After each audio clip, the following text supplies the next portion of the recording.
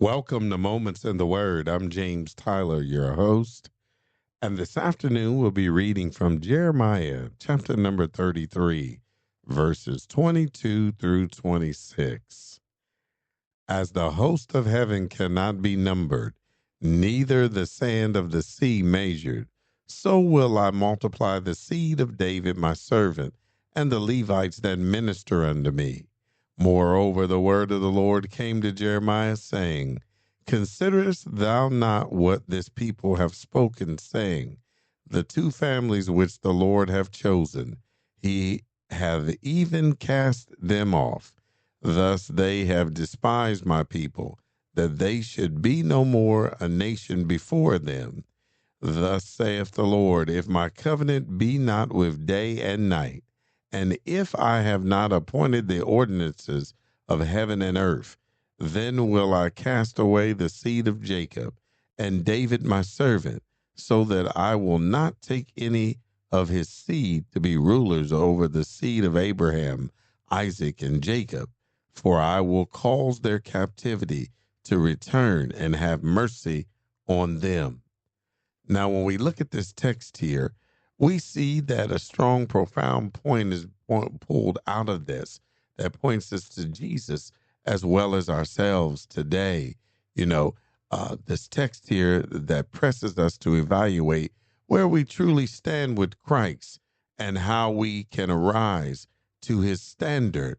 One of the things that the text exposes this truth, Jesus is the unbreakable covenant keeper.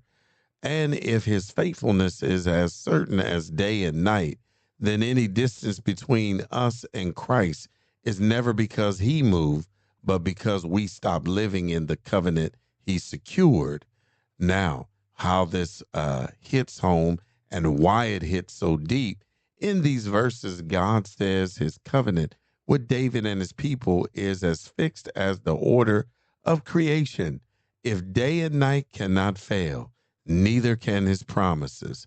But here's the piercing part. Israel felt rejected. They said God had cast them off. They assumed their failures had canceled his faithfulness. Then God responds, if my covenant with day and night can be broken, then my covenant with David could fail, but it cannot.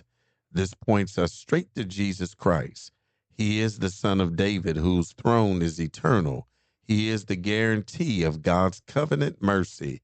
He is the proof that God has not rejected us, even when we feel unworthy. So the question becomes, if his covenant is unbreakable, why do we live like it's fragile?